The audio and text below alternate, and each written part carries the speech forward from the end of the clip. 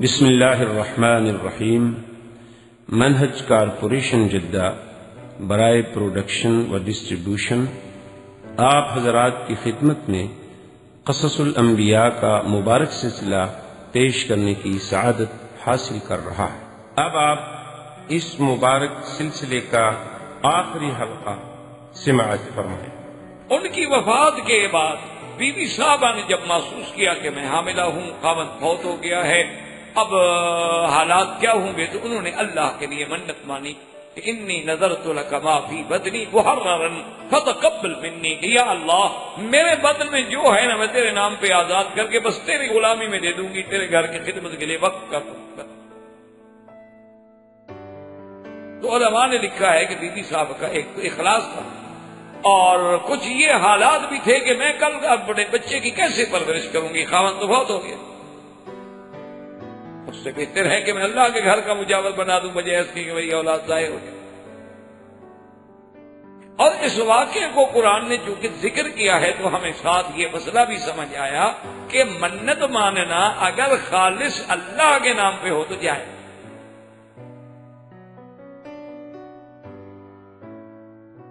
منت کسی غیر کے نام پہ، جیسے کہ ہمارے ہاں بہت بڑے جہالت ہے، کہتے ہیں کہ جی اگر میرا بیٹا حج سے خیریت سے آ گیا تو میں مزار پہ جا کے چادر چڑھاؤں گا، یا میں مزار پہ جا کے جناب جو ہے باقاعدہ بکرے ذبح کر کے خیرات تقسیم کروں گا، یا میں فلاں پیر کی مزار پہ پھولوں کے چادریں چڑھاؤں گا، دیے جلاؤں گا۔ یہ ساری منتیں غیر اللہ کی ہیں، لاکھ اللہ کا نام لے، جب کسی غیر کو آپ نے شریک کر لیا تو وہ غیر کی شرکت ہو گئی اور شرک بن جاتا، اس کی آپ لاکھ بہانے کریں، وہ جی میں نے بکرا تو اللہ کے نام پہ ذبح کیا، اور میں نے ذبح کے وقت باقاعدہ بسم اللہ الرحمن الرحیم پڑھی تھی، اور میں مسلمان آدمی، تو پھر اس بکرے کو قبر پہ لے جانے کی کیا ضرورت تھی؟ قبر کے بغیر ثواب اللہ نہیں دیتے۔ اگر آپ نے خیرات کی تھی تو خیرات تو کسی جگہ کرتے، ثواب تو اللہ نے دینا۔ لیکن جب آپ کو ایک جگہ معین کر کے لے گئے تو مانا ہے کہ آپ نے اس غیر کو بھی شریک کیا ہے اس نظر۔ بہرحال تو اللہ کے لیے جو منت ہے وہ جائے۔ اب بی بی صاحبہ نے جب منت مان لی تو قرآن پاک فرماتے ہیں کہ فلما وضعتها قالت رب انی وضعتها انثى، کہ جب بچی پیدا ہوئی تو انہوں نے کہا اللہ میاں آپ تو جانتے ہیں تو بچی ہے، وَلَيْسَ الذَّكَرُ كَالْأُنثَىٰ، لڑکا اور لڑکی برابر نہیں ہو سکتے، میں نے منت تو مانی ہے کہ آپ کے گھر کے لیے میں اپنی اولاد کو وقف کر دوں، لیکن جو بات لڑکے میں ہوتی ہے وہ لڑکی میں تو نہیں ہو سکتی۔ اور آج وہ قومیں جو حضرت عیسیٰ کو خدا ماننے کے لیے تیار ہے، یعنی آپ حیران ہوں کہ وہ حضرت عیسیٰ کی یعنی والدہ کی بات ماننے کے لیے تیار نہیں، کہتے نہیں عورتوں اور مردوں میں مساوات ہونی چاہیے۔ تو پہلے تو آپ اپنا عقیدہ ٹھیک کریں، تو قرآن کہہ رہا ہے کہ بی بی نے کہا کہ مرد اور لڑکی برابر نہیں ہو سکتے۔ بہرحال یہ جو ان کے مساوات کے نعرے ہیں، اب اللہ کی رحمت سے وہ خود دم توڑ لیں گے۔ اب ان کو بھی سمجھ آ گئی ہے، اب آہستہ آہستہ وہ عورت بھی سمجھنے لگی ہے کہ میں نے تو آزادی کے چکر میں آ کے میرا تو استحصال کیا گیا، میں نے تو سمجھا تھا کہ اس آزادی سے میں بہرہ ور ہوں گی اور میں مردوں کے برابر آ جاؤں گی، لیکن مجھے پتا نہیں تھا کہ میرا تو استحصال کیا گیا کہ ہر کام میں عورت کو لایا گیا۔ نعرہ تو بڑا خوب دیا گیا نا کہ جی آپ کو آزادی ہے، مساوات ہے، لیکن کبھی دیکھیں تو جناب پادریوں کے کیس بن رہے ہیں، کبھی دیکھیں تو جناب فوجی خواتین کے ساتھ زیادتیوں کے کیس بن رہے ہیں، کبھی دیکھیں تو جناب پولیس میں جو عورتیں ہیں ان کے ساتھ کیس بن رہے ہیں، اور اب وہ خود چیخ رہے ہیں کہ یہ کیا ہو۔ تو بہرحال جب انہوں نے منت مانی، انہوں نے کہا کہ اللہ میاں میں اپنی منت پہ قائم، لڑکی ہے یا لڑکا، یہ اللہ کی بات۔ تو آپ اپنی بچی کو لے کے وہاں ہیکل سلیمانی میں پہنچی، جہاں حضرت زکریا علیہ السلام موجود تھے اور دیگر بھی اولیاء صلحاء علماء موجود تھے۔ ان سب کو پتہ چلا کہ عمران کی بیٹی ہوئی ہے، اور وہ بڑا معروف گھرانہ تھا، سب نے کہا کہ ٹھیک ہے جی ہم بچی کی کفالت کرنے کے لیے تیار، کوئی فکر کی بات۔ ہم بیٹی بنائیں گے، ہم پالیں گے۔ اس پہ ان کا اختلاف۔ حضرت زکریا علیہ السلام نے فرمایا کہ دیکھو اختلاف کی کوئی بات نہیں، ہم سب کا جذبہ تو صالح ہے نا، جذبہ تو یہ ہے نا کہ ایک بچی ہے، اس کی حفاظت کرنی ہے، کفالت کرنی ہے، اور اس بچی سے پھر دین کا کام لینا ہے، اس کو دین کے لیے تیار بھی کرنا ہے۔ بڑی اچھی بات، بڑا اچھا جذبہ ہے، تو لڑائی کس بات ہے؟ ہم ایسا کرتے ہیں کہ قرآن اندازی کرتے ہیں، قرآن ڈال لیتے، اور قرآن ڈالنا جو ہے اس شریعت میں بھی اور حضور صلی اللہ علیہ وسلم کی شریعت میں بھی جائے۔ یعنی آج بھی اگر مثلا دو بھائیوں میں جائیداد تقسیم ہوئی ہے برابر ہے، لیکن ایک بھائی کہتا ہے کہ جی یہ اچھی ہے اور وہ اچھی نہیں ہے، تو قرآن ڈال جس کا جو نصیب ہو۔ اسی طرح صحیح احادیث مبارک میں ہے کہ کان رسول اللہ صلی اللہ علیہ وسلم یقرأ بین نسائہ، کہ آپ جب بار سفر کے لیے تشریف لے جانا چاہتے تو اپنی بیویوں میں باقاعدہ قرآن اندازی فرماتے کہ کس کا قرآن میرے ساتھ جانے کے لیے آتا ہے اور کس کا نہیں آتا۔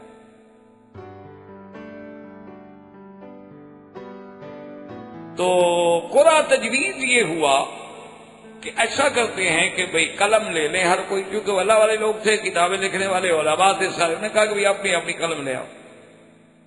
اور اس زمانے میں یہ عام قلمیں تھی، سادہ، جو لکڑی قسم کی ہم بھی اپنے ملکوں میں استعمال کرتے تھے۔ آج کل تو خیر دنیا ترقی کر گئی کہ قلم بھی بدل گئے، اور تو قلم بھی اتنی قیمتی ہو گئے کہ سوچ ہی نہیں سکتا ہے۔ تو بہرحال ان قلموں پہ نام لکھ دیتے، اور یہ نیا عجیب انداز ہے قرآن کا، یعنی ایسا قرآن کبھی نہ تاریخ انسانیت میں اس کا ذکر نہیں ہوتا۔ انہوں نے کہا کہ دیکھو یہ ندی بہ رہی ہے، ہم سب کلمے لکھ لیتے ہیں، اپنے اپنے نام لکھ لو، اور اس ندی میں کلمے پھینک دو پانی میں۔ تو صاف بات ہے وہ تو بڑی کم وزن ہوتی ہے، اس کا وزن تو ہوتا ہوگا نہیں اس کے قلم کا، تو لازم بات ہے کہ وہ بہاؤ جیسے ہے پانی کا ویسے تیریں گی، لیکن جو قلم بہاؤ کے خلاف اوپر تیرنا شروع کر دے اس کا حق ہے کہ وہ دے۔ اس کا مطلب ہے کہ وہ اللہ کی طرف سے ہے، بندے کی طرف سے نہیں۔ اس لیے قرآن پاک نے میرے پاک نبی صلی اللہ علیہ وسلم کو ایک جگہ مخاطب ہو کے فرمایا وما كنت لديهم اذ يلقون اقلامهم ايهم يكفل مريم وما كنت لديهم اذ يختصمون۔ اللہ نے فرمایا میرے محبوب آپ اس وقت تو نہیں تھے جب وہ قرآن اندازی ڈال رہے تھے، اپنی قلمیں ڈال رہے تھے کہ کون بھی مریم کی کفالت کرے گا، اور جب وہ جھگڑ رہے تھے اب ہم موجود نہیں تھے، ہم آپ کو بتا رہے۔ تو اب جناب جب اس دریا میں قلمیں ڈالی گئی تو اللہ کی شان یہ ہے کہ حضرت زکریا علیہ السلام کی قلم جو تھی وہ اوپر تیرنے لگی، کہ وہ نبی تھے اور تو کوئی نبی تھا نہیں۔ اللہ نے اپنی نبی کی عظمت کو تو برقرار رکھنا۔ اور دوسری ایک وجہ یہ تھی کہ حضرت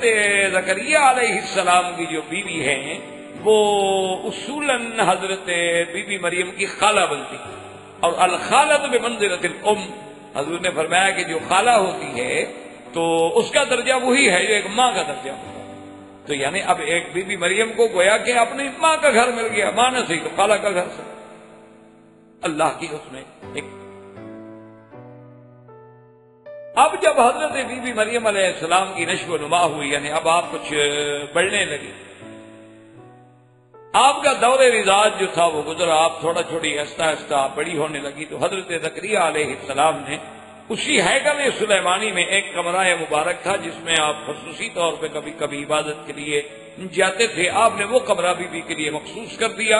اور ہیکل سلیمانی کے ساتھ وہ کمرہ تھا، تاکہ آخر بچی ہیکل بڑی ہوگی، پھر کچھ ایام ایسے بھی عورتوں کے ہوتے ہیں جس میں وہ مساجد میں نہیں آ سکتی ہیں، تو ان کے لیے اہتمام کر دیا گیا کمرے کا کہ آپ اسی میں رہیں، اسی میں بیٹھیں۔ اور حضرت زکریا علیہ السلام یعنی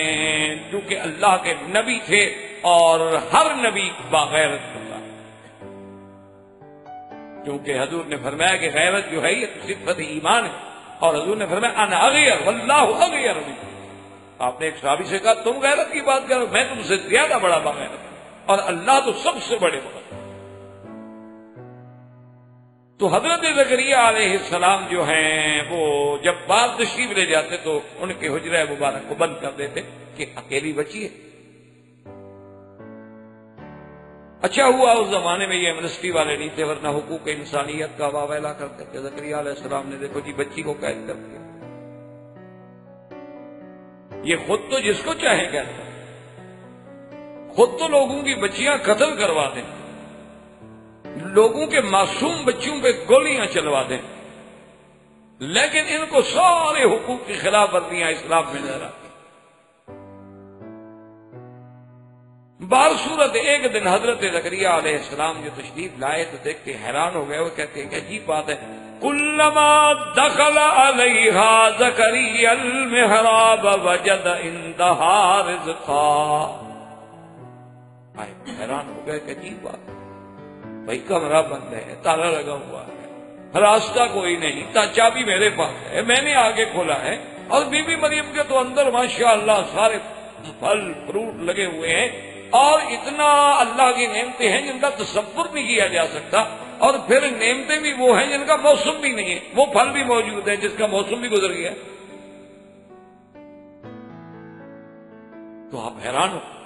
قال یا مریم انا لک ھذا، آپ نے فرمایا کہ بیوی مریم یہ کہاں سے آ گئے، یہ کیسے ہو؟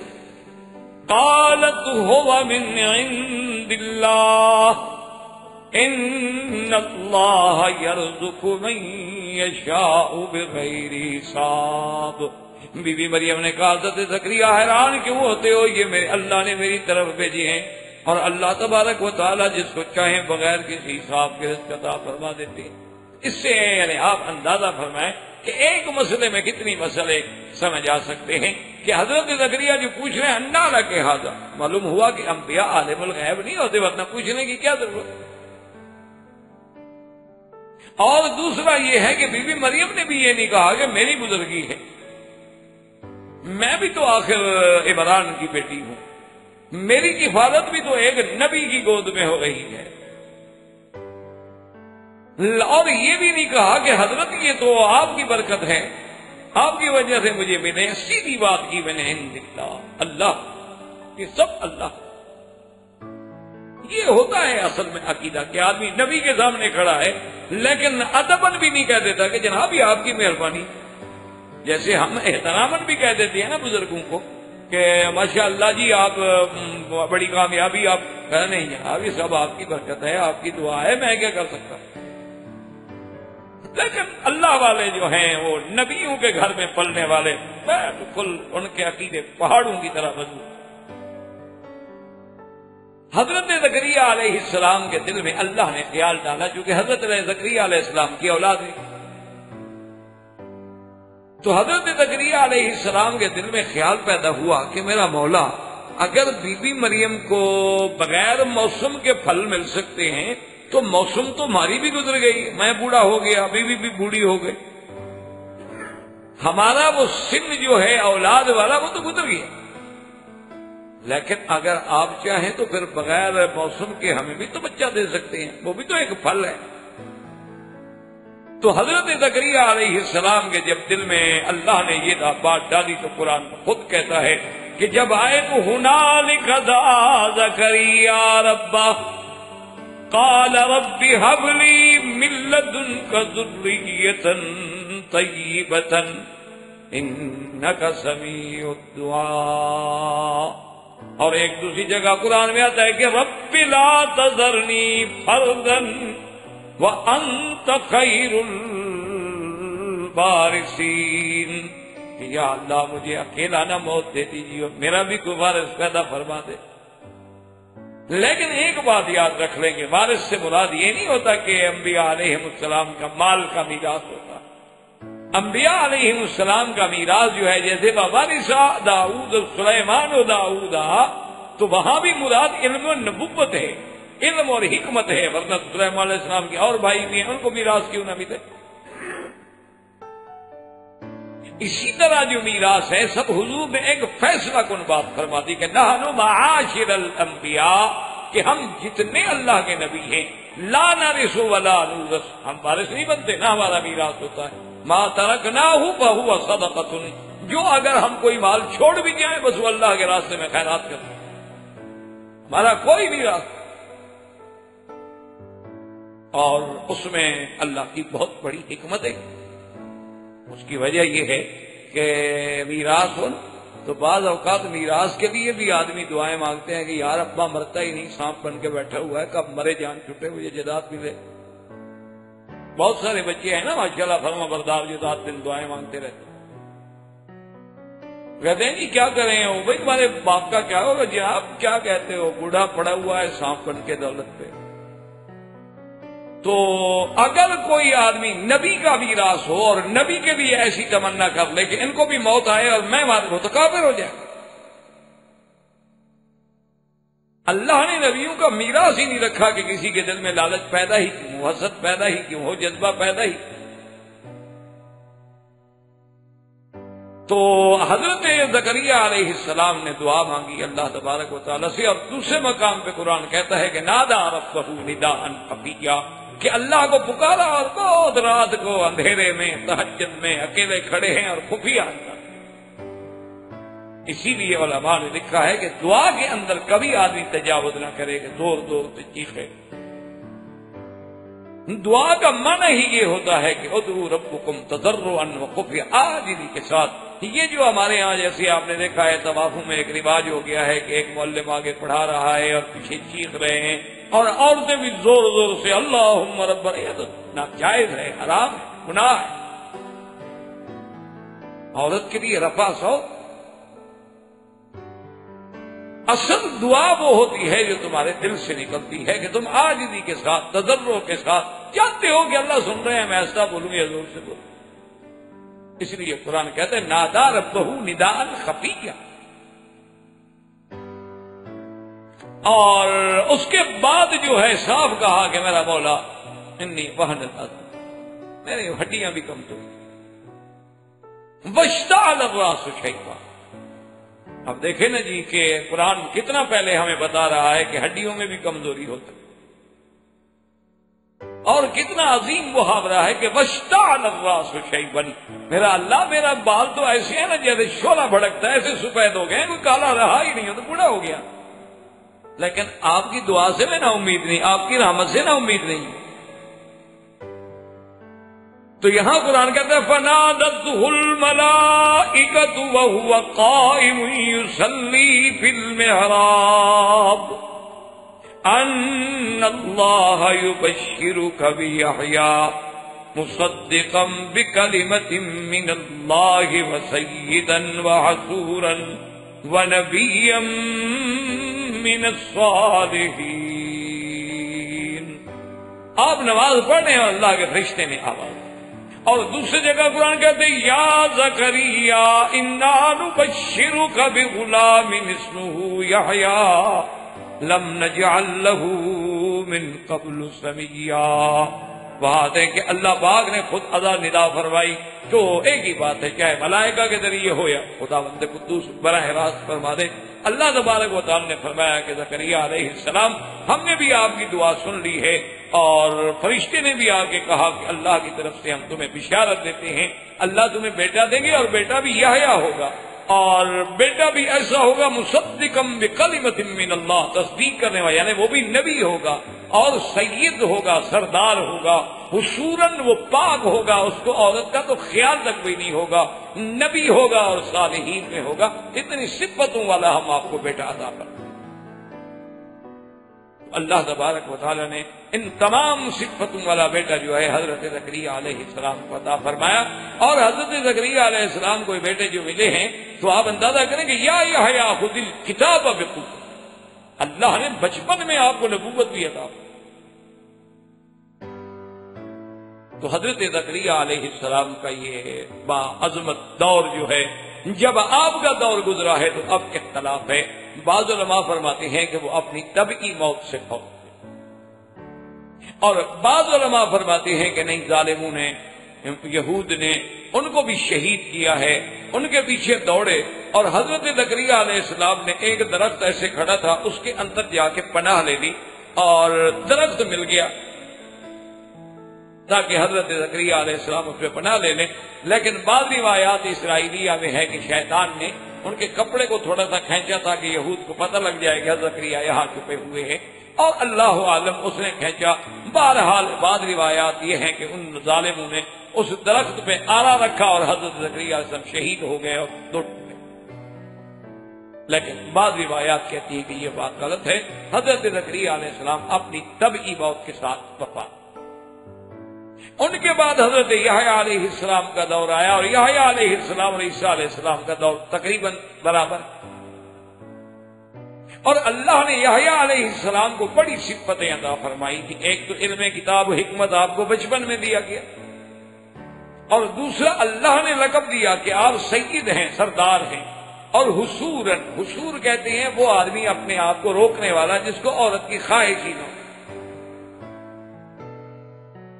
اس لیے ہمیشہ یہ بات ذہن میں رکھ لیں کہ اللہ نے اپنے انبیاء میں بھی، یعنی انبیاء علیہ السلام کی قسمیں بنائی کہ بعض انبیاء تو ایسے آئے جو نبی بھی تھے اور بادشاہ بھی تھے، جیسے ابھی آپ داؤد و سلیمان علیہ السلام کا پڑھتے. اور بعض انبیاء علیہ السلام جو ہیں وہ بالکل زاہدانہ زندگی، فقر والی زندگی تھی کہ ایک دن کھا لیا ہے اور ایک دن نہیں ملا. اسی طرح اللہ نے بعض انبیاء علیہ السلام کو زیادہ بیویاں رکھنے کی بھی اجازت دی، جیسے بعض روایات میں ہے کہ حضرت سلیمان علیہ السلام، حضرت داؤد علیہ السلام کی جو ہے 100 بیویاں اور 300 آپ کے پاس بانیاں. اور بعض لوگوں نے لکھا ہے کہ حضرت سلیمان علیہ السلام کے پاس 700 عورتیں حرم میں تھیں اور اتنی ہی بانیاں تھیں. وہ یہ روایات اسرائیلیہ ہیں، لیکن کثرت ازواج بھی انبیاء علیہ السلام سے ثابت ہے. حضور صلی اللہ علیہ وسلم نے بھی 11 نکاح فرمائے اور بوقت وفات 9 بیویاں آپ کے گھر میں موجود. لیکن اس کے ساتھ اللہ نے ایسے نبی بھی بھیجے ہیں جیسے حضرت یحییٰ علیہ السلام کہ انہوں نے زندگی میں شادی ہی نہیں فرمائی موت تک. اسی طرح حضرت عیسیٰ علیہ السلام انہوں نے بھی شادی نہیں فرمائی اور آسمانوں پہ اٹھا لیے گئے لیکن شادی نہیں فرمائی. تو اسی دور میں حضرت یحییٰ علیہ السلام کا جو دور ہے، اسی زمانے میں ایک اور واقعہ پیش آیا کہ وہ بی بی مریم جس کی امراض عمران نے منت مانی تھی اور جس کی کفالت حضرت زکریا علیہ السلام نے فرمائی تھی، اب وہ بی بی جو ہیں جوان ہو گئی. تو جب بی بی مریم علیہ السلام جوان ہو گئی تو پھر لازمی بات ہے کہ آپ علیحدہ بیٹھتی کبھی کبھی اور اپنی عبادت کے لیے، اپنے ذکر کے لیے، اور اسی طرح بعد ایام خاص میں بھی ذرا علیحدگی اور تنہائی اختیار کرتی میں کہ گھر والوں سے تھوڑا دور رہوں. اور بعض کہتے ہیں کہ نہیں، اپنی عبادت کے لیے اپنے آپ کو علیحدہ رکھتی تھی تاکہ میری عبادت جو ہے وہ ریا میں داخل نہ ہو. جس کو اللہ نے قرآن میں باقاعدہ ذکر فرمایا ہے، اور سورت مریم کے نام سے قرآن میں سورت موجود ہے کہ وَاذْكُرْ فِي الْكِتَابِ مَرْيَمَ إِذِ انتَبَذَتْ مِنْ أَهْلِهَا مَكَانًا شَرْقِيًّا، کہ آپ ایک جانب شرق میں چلی گئی اور آپ علیحدگی میں اور پردے میں آپ بیٹھی ہوئی تھی کہ دور سے آپ نے دیکھا کہ ایک خوبصورت جوان آدمی آ رہا. تو بی بی مریم حیران ہو گئی کہ یہ کون آدمی کہ میری طرف اور میرے منزل کی طرف اور میرے گھر کی طرف، اور میں اکیلی عورت ہوں اور میری طرف بڑھتا ہوا آ رہا. قالت انی اعوذ بالرحمن منک ان کنت تقیا. تو بی بی صاحبہ نے فوراً کہا کہ یہ کیا کر رہے ہو، اگر تم اللہ سے ڈرنے والے ہو تو میں خدا کی پناہ پکڑتی ہوں، میرے قریب مت آؤ. قال انما انا رسول ربک لأہب لک غلاما زکیا. تو حضرت آنے والے جو ہیں وہ تو دراصل جبریل علیہ السلام تھے، لیکن چونکہ انسان کی شکل میں تھے تو بی بی صاحبہ پہچان نہیں.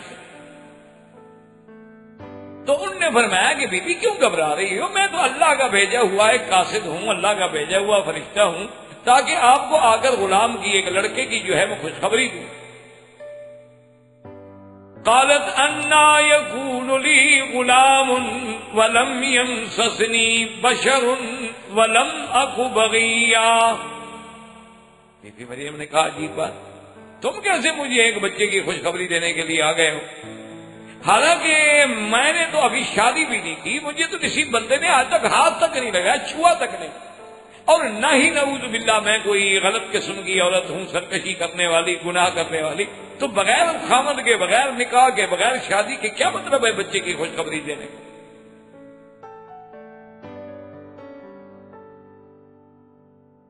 تو حضرت جبریل علیہ السلام نے فرمایا کہ آپ کو گھبرانے کی ضرورت نہیں، اللہ تبارک و تعالیٰ کا یہ حکم ہے اور اللہ پر یہ آسان ہے، وہ چاہیں تو آدم علیہ السلام کو بھی تم نے پیدا فرمایا، ان کا بھی تو کوئی ماں باپ نہیں، تو اللہ تبارک و تعالیٰ کے لیے تو بالکل آسان ہے، جو چاہے، وہ تو فعال لما یرید ہے۔ بی صاحبہ چپ ہو گئے کہ بھی عجیب بات ہے، اور یہ تو میرے لیے بہت بڑا مسئلہ ہے، لیکن اب یہ اللہ کا حکم ہے تو اس کو ٹالا بھی تو نہیں جا سکتا۔ تو روایات میں ہے کہ سیدنا جبریل علیہ السلام قریب آئے اور پھونک ماری، اور پھونک جو تھی وہ سیدہ مریم کے منہ سے داخل ہوئی، اور اسی کو اللہ نے ذریعہ حمل بنا دیا۔ اور بہت تفصیل کا قصہ مبارک ہے، یعنی جس کی اگر تفصیل اور عظیم عجیب قصے مبارک۔ بہرحال جب بی بی صاحبہ اور ساتھ اللہ نے یہ خوشخبری بھی دے دی، اور یہ بات بھی یاد رکھیں کہ جیسے یحییٰ کا نام اللہ نے رکھا ہے، اس سے پہلے کسی نے نام نہیں رکھا تھا۔ انا نبشرک بغلام اسمہ یحییٰ لم نجعل لہ من قبل سمیہ۔ اسی طرح عیسیٰ علیہ السلام کا نام بھی آسمانوں سے رکھا گیا، کہ جس کی قرآن پاک نے باقاعدہ وضاحت کی ہے سورت آل عمران میں بھی کہ اذ قالت الملائکۃ یا مریم ان اللہ یبشرک بکلمۃ منہ اسمہ المسیح عیسی ابن مریم وجیہا فی الدنیا والآخرہ ومن المقربین وَيُكَلِّمُ النَّاسَ فِي الْمَهْدِ وَكَهْلًا۔ اللہ نے فرمایا کہ خوشخبری دے دو بی بی مریم کو۔ ملائکہ نے آ کے کہا کہ بی بی مریم اللہ خوشخبری دیتے ہیں کہ اللہ آپ کو ایک بچہ دیں گے، اور اس بچے کا نام عیسیٰ ابن مریم ہوگا، اور وہ اللہ کے ہاں دنیا میں بھی عزت والا، آخرت میں بھی عزت والا، اللہ کے مقربین میں سے، اور اللہ اس کو یہ بھی شان دیں گے وَيُكَلِّمُ النَّاسَ فِي الْمَهْدِ وَكَهْلًا۔ وہ ابھی اپنے مہد میں، اپنے جھولے میں ہوں گے، اپنے دور رضاعت میں بھی بات کریں گے، اور وہ بات ایسے ہوگی جیسے بزرگی میں بات کرتے ہیں، اتنی دانائی والی بات۔ تو ان کا نام بھی اللہ تبارک و تعالیٰ نے عطا۔ اور اسی طرح یاد رکھ لیں کہ میرے آقا سرکار دو عالم سیدنا محمد رسول اللہ صلی اللہ علیہ وسلم کا جی اصل نام مبارک ہے آسمانوں میں، وہ بھی آسمانوں میں رکھا گیا احمد، کیونکہ حضرت عیسیٰ علیہ السلام نے باقاعدہ بشارتی و مبشرا برسول یاتی من بعد اسمہ احمد، تو آپ کا سماوی نام مبارک جو ہے وہ احمد ہے، اور ولادت کے بعد جو عرضی نام رکھا گیا وہ محمد ہے۔ اسی لیے حضور نے فرمایا انا احمد وانا محمد صلی اللہ علیہ وسلم، وانا الحاشر الذی یحشر الناس علی قدمی، وانا العاقب الذی لیس بعدی نبی، او کما قال رسول اللہ صلی اللہ علیہ وسلم۔ تو یہ ایک بہت بڑی عظمت کی بات ہوتی ہے کہ نام بھی اللہ تبارک و تعالیٰ خود فرما دے۔ تو اب قرآن مقدس نے واقعہ بیان فرمایا ہے کہ بہرحال اختصار کے ساتھ ہم عرض کرتے ہیں کہ بی بی مریم صاحبہ حاملہ ہو گئیں، اور جب ولادت حمل کا وقت آیا تو بی بی صاحبہ بہت گھبرائیں، اور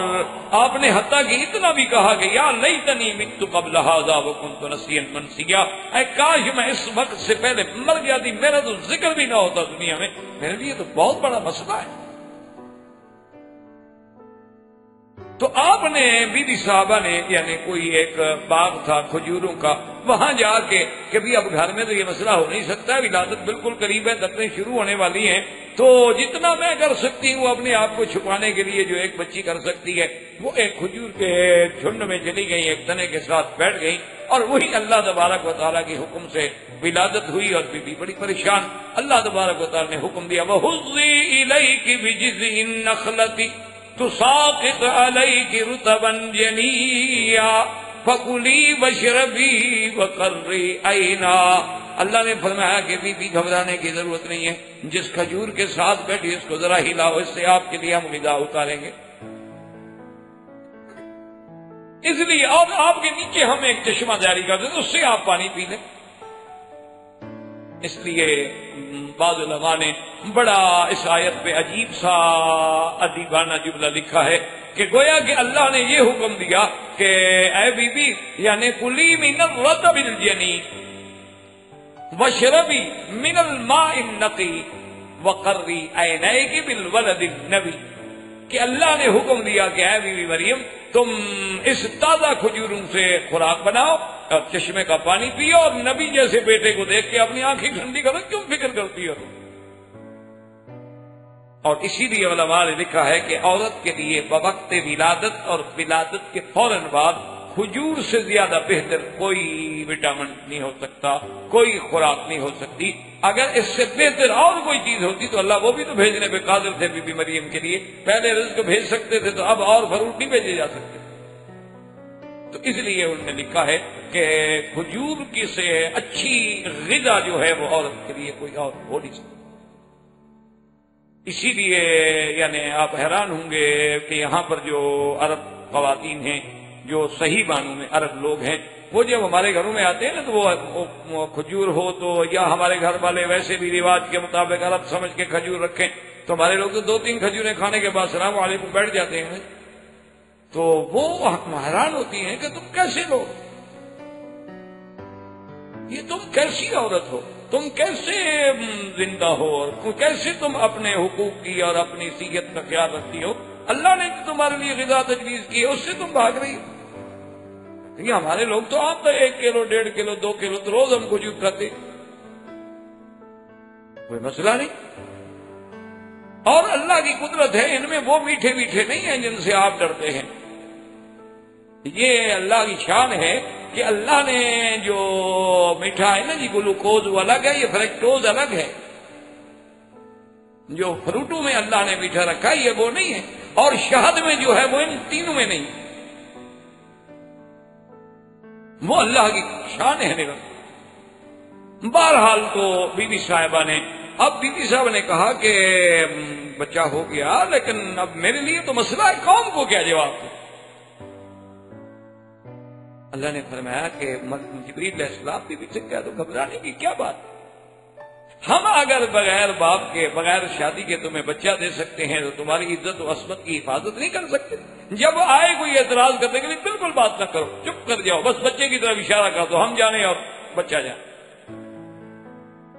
تو آپ کی قوم جو تھی جناب وہ اکٹھی ہو کے آ گئی اور آ کے کہنے لگی کہ یا اخت ہارون ما كان ابوك امرأ سوء وما كانت امك بغيا۔ قوم اکٹھی ہو کر انہوں نے کہا کہ ہارون کی بہن یہ کیا؟ اب بعض لوگ کہتے ہیں کہ بی بی مریم کا ایک بھائی تھا جس کا نام ہارون تھا، اس لیے قوم نے کہا کہ اے ہارون کی بہن یہ کیا بات ہے کہ بچہ اور بغیر شادی کے، اور تمہارا تو خاندان بڑا پاک ہے، تمہارا باپ ایسا نہیں، تمہاری اماں ایسی نہیں، تم کیسی نکل آئی؟ لیکن یہ بات درست نہیں ہے۔ اگر بی بی مریم کا بھائی ہارون ہوتا تو آپ کی اماں کو منت ماننے میں اپنی بچی دینے کی کیا ضرورت، اپنی لڑکی کو وہاں چھوڑنے کی کیا ضرورت تھی، اس کے بھائی کو بٹھا دے۔ تو یہ لوگوں نے بڑی غلطی کی ہے سمجھنے میں کہ ہارون کو حضرت بی بی مریم کا بھائی بنا دیا۔ اچھا، اسی طرح بعض لوگوں نے ایک اور غلطی کی، انہوں نے فرمایا کہ ہارون سے مراد ہارون علیہ السلام، اور آپ کا چونکہ سلسلہ نسب ان کے ساتھ تھا تو اس لیے آپ کو اخت ہارون کہا گیا، لیکن یہ بھی دور کی بات ہے، کہاں ہارون علیہ السلام اور کہاں بی بی مریم علیہ السلام، ان کے تو درمیان میں بہت بعید ہے۔ اصل بات جو ہے راجح جو محققین نے لکھی ہے وہ یہ ہے کہ اس علاقے میں اس زمانے میں ہارون نامی شخص جو تھے ایک بڑے صالح اور اپنی پاک بازی میں اور اپنی بزرگی میں بڑے معروف تھے، اور ہر پاک باز آدمی کو نسبت کی جاتی تھی کہ بھئی ماشاء اللہ یار یہ تو پھر اس جماعت کا آدمی ہے نا۔ آج بھی آپ کسی کو دیکھیں نا جی کہ اس کا داڑھی مبارک لمبی ہو اور پگڑی باندھی ہوئی ہو اور جناب اس کے پنڈیوں تک کرتا ہو اور نیچے چادر ہو، تو آپ دور سے یار معلوم ہوتا ہے یہ ہے کوئی تبلیغی جماعت کا آدمی، تو فوراً نسبت کر دیتے ہیں آپ لباس سے۔ اسی طرح بعض جماعتوں کے اپنے اپنے جیسے ایک قسم کے نشان بن گئے ہیں کہ بھئی کپڑے سے، پگڑی سے، لباس سے، تو اس دور میں بھی حضرت ہارون کی پاکیزگی جو تھی وہ ضرب المثل، اس لیے ان کی طرف نسبت کی جاتی تھی کہ بھئی تم تو وہ خاندان ہو، اور پھر جو حضرت کی کفالت کرنے والی بی بی صاحبہ ہیں وہ بھی تو حضرت ہارون کے خاندان سے، حضرت زکریا علیہ السلام کی بیوی، کہا تمہاری ادھر نسبت ہے اور تمہاری یہ کیا ہو؟ فاشارت الیہ، آپ نے اشارہ، قالوا کیف نکلم من کان فی المہد صبیا، انہوں نے کہا یہ بات کرتی ہو، یہ بچہ جو جھولے میں سویا وہ یہ بات کرے گا؟ تو ابھی آپ یہ باتیں ہو رہی تھیں اور اللہ کے حکم سے حضرت عیسیٰ بول پڑے، قال انی عبد اللہ آتانی الکتاب وجعلنی نبیا، نے کہا اعتراض نہ کرو، میں اللہ کا بندہ ہوں، مجھے اللہ نے پیدا فرمایا ہے اور اللہ نے مجھے نبی بھی بنایا ہے اور اللہ نے مجھے کتاب بھی دی ہے اور حکمت بھی دی ہے اور اللہ نے مجھے مبارک بنایا ہے اور اللہ نے مجھے اپنی عبادت کے قائم کرنے والا بنایا ہے، کون ہو تم اعتراض کرنے والے؟ جب حضرت عیسیٰ بولے تب چپ، وہ تو ایک ایسا معجزہ وجود میں آ گیا نا کہ سب کی زبانیں گنگ ہو کے رہ گئیں کہ جس کی صفائی میں ایک معصوم بچہ بول پڑے۔ اب جناب سب کے سب چپ ہو گئے اور وہیں سے ہی ایک ذہن جو تھا وہ بننا شروع ہو گیا کہ اس طرح جو عیسیٰ علیہ السلام پیدا ہوئے ہیں تو یہ کوئی عام طریقہ نہیں ہے اور نہ یہ کوئی عام بچہ ہے، تو معلوم ہوتا ہے کہ یہ اللہ کا ہی بیٹا ہے۔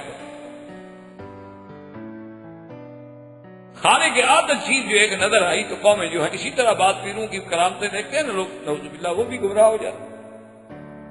حالانکہ یہ نہیں سمجھتے کہ کرامت بھی اللہ کی طرف سے ہوتی ہے اور ولی کے ہاتھ پہ ظاہر کی جاتی ہے، اور معجزہ بھی اللہ کی طرف سے ہوتا ہے، وہ نبی کے ہاتھ پہ ظاہر کیا جاتا ہے ان کی عظمت کو بڑھانے کے لیے، ان کی شان کی بلندی کے لیے، ورنہ چیز تو اللہ کے ہاتھ۔ تو بہرحال عیسیٰ علیہ السلام کی پیدائش کے بعد حضرت عیسیٰ علیہ السلام جو تھے بڑے خوبصورت تھے، بڑا سفید سرخ رنگ تھا اور آپ کے بال مبارک جو تھے وہ کندھوں تک تھے، اور قد مبارک جو تھا وہ درمیانہ تھا، یعنی نہ بہت بڑا قد مبارک تھا نہ چھوٹا قد مبارک تھا، اور اللہ نے بڑا جمال دیا تھا، اور سادگی کا کمال یہ تھا کہ جہاں مرضی آتی سو جاتے، جہاں مرضی آتی بیٹھ جاتے، نہ گھر بنایا نہ جگہ بنائی نہ شادی کروائی۔ اور سیدنا عیسیٰ علیہ السلام پر سب سے پہلے ایمان لانے والے جو ہیں وہ حواریین کہلاتے ہیں۔ حواریین کہتے ہیں اصل میں کپڑے صاف پہننے والے یا کپڑے دھونے والے، اس لیے بعض مفسرین نے فرمایا کہ حضرت میں حضرت عیسیٰ علیہ السلام گزر رہے تھے تو انہوں نے دیکھا کہ کچھ لوگ جو ہیں دریا کے کنارے پہ کپڑے دھو رہے ہیں اور کافی لوگ ہیں، ان کو بلایا بھی کون نے کہا جی ہم تو دھوبی ہیں کپڑے دھوتے ہیں۔ فرمایا کپڑے دھونے کب تک کپڑے دھوتے رہو گے، میرے ساتھ آؤ میں تمہیں دل کو دھونے کا طریقہ بتاؤں۔ تو اللہ نے ان کے دل میں ڈال دیا اور وہ مسلمان ہو گئے اور عیسیٰ علیہ السلام کی جماعت بن۔ اب حضرت عیسیٰ علیہ السلام نے سرکار دو جہاں کی بھی پیشین گوئیاں فرمائی، اور اسی زمانے میں حضرت یحییٰ علیہ السلام کی بھی وفات ہو گئی، ورنہ حضرت یحییٰ علیہ السلام بھی تائید فرماتے تھے عیسیٰ علیہ السلام۔ اب جب عیسیٰ علیہ السلام کی عظمت و شان بڑھنے لگی تو یہود پھر اپنی دشمنی پہ اتر آئے، اور یہودیوں نے ایک فیصلہ کر لیا کہ عیسیٰ علیہ السلام اگر اسی طرح آزاد رہے تو ان کی تو شان روز بروز بڑھ رہی ہے۔ انہوں نے اس زمانے کے بادشاہ کو راضی کیا اور ان سے کہا کہ جی ان کو جو ہے تو آپ کے خلاف جماعت بنا رہے ہیں، وہ تو انقلاب لائیں گے اور آپ کا تخت الٹ دیں گے، لہذا فوراً ایسے آدمی کو تو گرفتار کر کے پھانسی دی جانی چاہیے۔ بادشاہ نے بھی حکم دے دیا۔ اور اسی اثنا میں آپ کے حواریین نے آپ سے کئی مطالبے کیے اور اللہ نے آپ کو بڑے عظیم معجزات عطا فرمائے. اور خدا کی شان ہے کہ ہر پیغمبر کو معجزہ اس کے زمانے کے مطابق ملتا. موسیٰ علیہ السلام کے زمانے میں چونکہ جادوگر تھے تو اللہ نے عصا اور ید بیضاء کا معجزہ دیا، اور عیسیٰ علیہ السلام کے زمانے میں چونکہ طب کا اور حکمت کا اور اس کا بڑا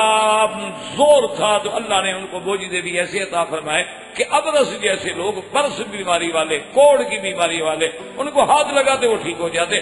ماں کے پیٹ سے پیدا ہونے والے اندھے کی آنکھوں پہ ہاتھ لگاتے وہ ٹھیک ہو جاتا. مٹی سے ایک پرندے کی شکل بناتے پھونک مارتے اڑ جاتا. ایسے معجزات تھا. سیدنا عیسیٰ علیہ السلام. اچھا، اور پھر خدا کی شان ہے کہ معجزات میں ایک اشارہ بھی تھا کہ اگر عیسیٰ کے ہاتھ سے مٹی کے ہم پرندہ بنا کے اڑا سکتے ہیں تو خود عیسیٰ کو نہیں اڑا سکتے. اس کا اوپر جانا کون سا مشکل ہو جائے.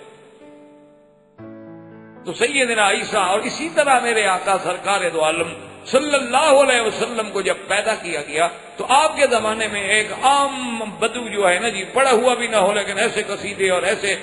شاعرانہ اور بلیغانہ اور ادیبانہ کلام کہتے تھے کہ دنیا دنگ رہ جائے، حالانکہ پڑھے ہوئے بھی نہیں ہوتے. اور ان کو اپنے کلام پہ اتنی ناز تھا کہ کلام لکھ کے کعبے پہ لٹکا دیتے تھے کہ ہے کوئی ہمارا مقابلہ کرنے والا تو جواب لکھے، برابر کی کوئی غزل لکھے، نظم لکھے، قصیدہ لکھے. 7 معلقات اب بھی کتابیں موجود ہیں جن کو باقاعدہ لٹکایا جاتا تھا تقابل کے لیے. عورتیں شاعر تھی، مرد شاعر تھے،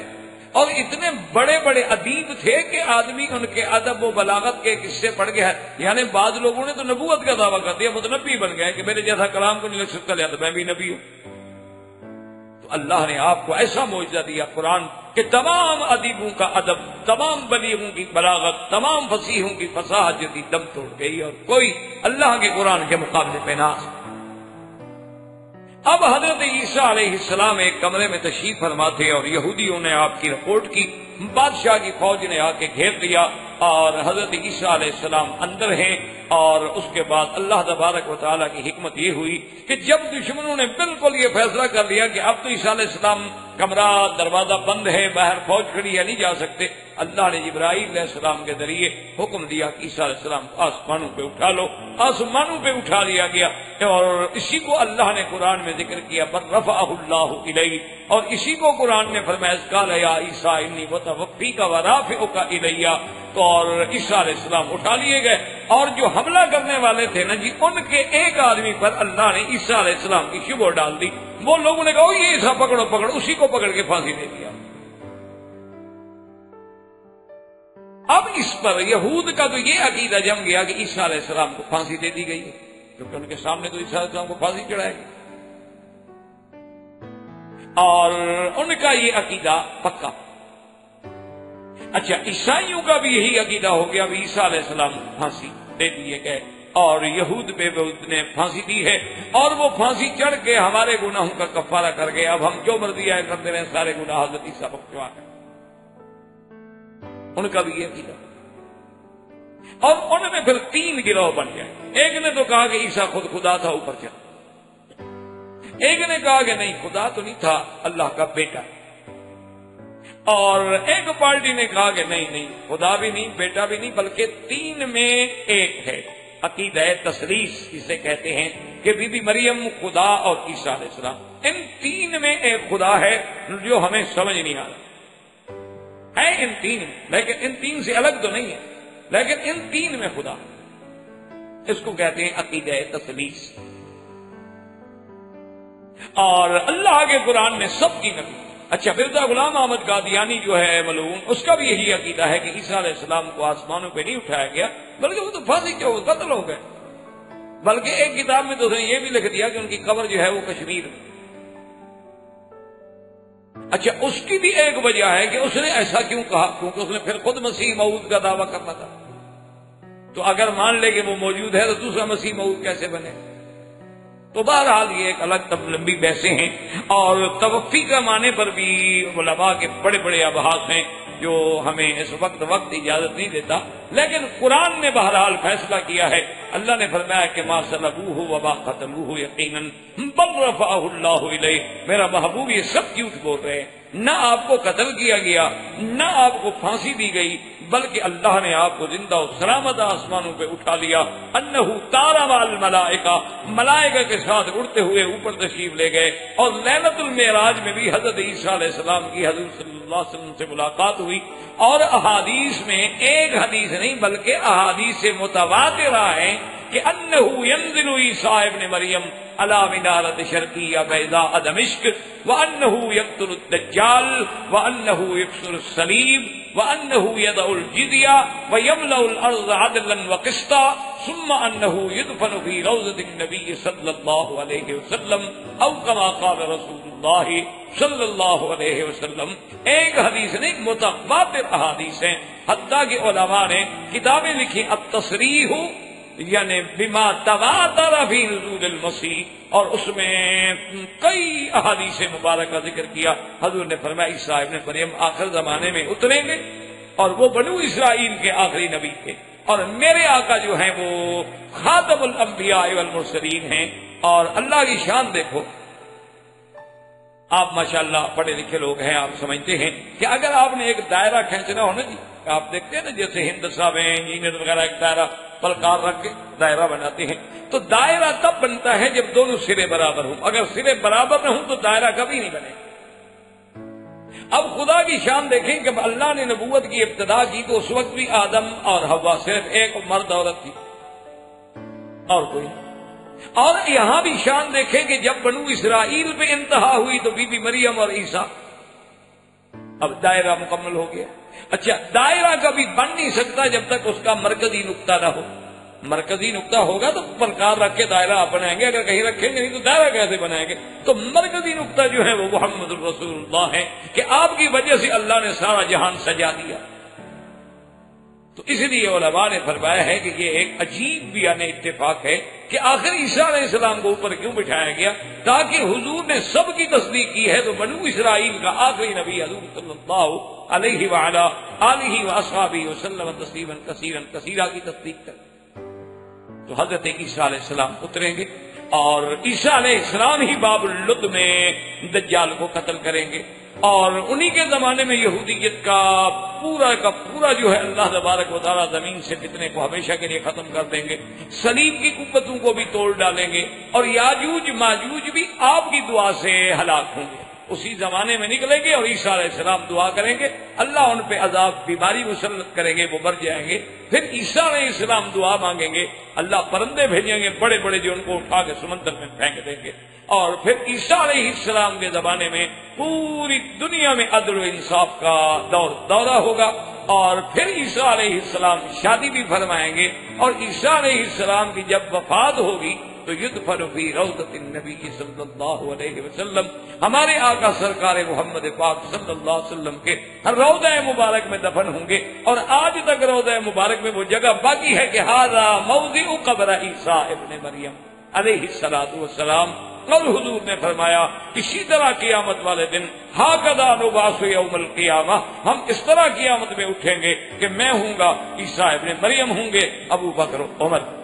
صلی اللہ علیہ وعلا آلہ واصحابہ وسلم تسلیما کثیرا کثیرا، واللہ تعالی اعلم وعلمہ اتم۔ الحمدللہ کہ اللہ تبارک و تعالی نے اپنے رحمت سے اور اپنے فضل و منت سے